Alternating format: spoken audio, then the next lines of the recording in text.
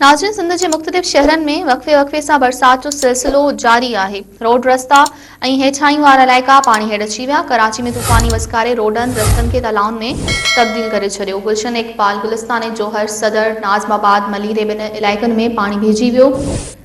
हैदराबाद, जामशोरो, मटियारी, नवाबशाह, खायपुर, नौशर फिरोज, सांगर, मिपखास, टंडोल, here, चंबड़ ॿिनि शहरनि में हेठाहीं वारनि इलाइक़नि में पाणी भीजी वियो। बरसात सबबि मवासिलाती निज़ाम सख़्त मुतासिर थियो। केतिरनि इलाइक़नि में गुज़िरियल ॾींहुं मुअतल थियल बिजली बहाल न थी सघी। नाज़रीन, तव्हांखे हिकु भेरो ॿीहर अहम ख़बर ॾियूं पिया त सिंध जे मुख़्तलिफ़ शहरनि में वक़्फ़े सां बरसात जो सिलसिलो जारी आहे।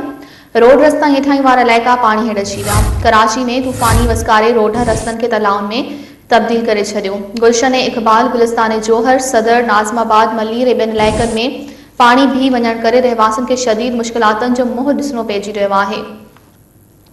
हैदराबाद, जामशोरो, मटियारी, नवाबशाह, खायपुर, नौशर फिरोज, सांगर, मिपखास, टंडोल, हयार, चंबड़ ॿिनि शहरनि में हेठाहीं वारनि इलाइक़नि में पाणी भीजी वियो। बरसात सबबि मवासिलाती निज़ाम सख़्त मुतासिर थियो। केतिरनि इलाइक़नि में गुज़िरियल ॾींहुं मुअतल थियल बिजली बहाल न थी सघी आहे।